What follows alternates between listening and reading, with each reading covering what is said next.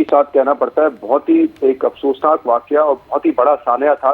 लेकिन जिस तरीके से शायद इसने झंझोड़ना चाहिए था हमारी सियासी क़यादत को, उस तरीके से मुझे लगता है कि शायद झंझोड़ा नहीं है। और आपने बिल्कुल ठीक कहा, एपीएस का वाकया हो, कराची एयरपोर्ट पे हमला, उसके बाद शायद हमने कुछ होश के नाखून लिए थे और एक इत्तेहाद बना था कि अब हमने नेशनल एक्शन प्लान बना के इस दहशतगर्दी से निपटना है। लेकिन आई थिंक उसके बाद से लेकर अब तक सियासी पोलराइजेशन इतनी ज्यादा बढ़ चुकी है कि कोई एक दूसरे के साथ इन अहम मामलों पर भी बैठने को तैयार नहीं है, और कोई सिर्फ ये भी नहीं सोच पा रहा है कि अगर ये मुल्क रहेगा तो सबकी सियासत रहेगी।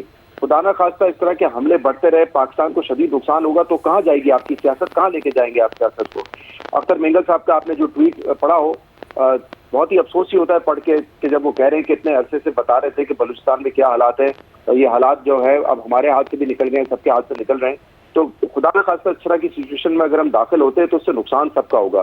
तो मेरे ख्याल से आज भी देखें, जब ये अभी आपने जो अपने सवाल में पढ़ के बताया, जो बातचीत हो रही है वो क्या है कि तुमने ये किया, तुम उस वक्त नहीं आए, तुम ये नहीं आए।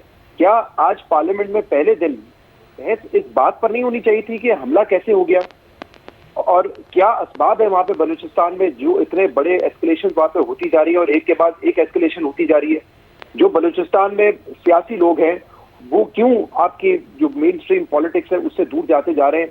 उनसे बातचीत करके कोई मामला को क्या हल किया जा सकता है, जैसे मिसालें दी जाती है मोहम्मद मालिक साहब के दौर में किया गया था, क्यों नहीं हो रही है डिबेट। क्यों आते साथ ये होता है कि पीटीआई ने ये कहा, वहां से पीटीआई कहती है कि नहीं शहबाज शरीफ को आके ये कहना चाहिए था।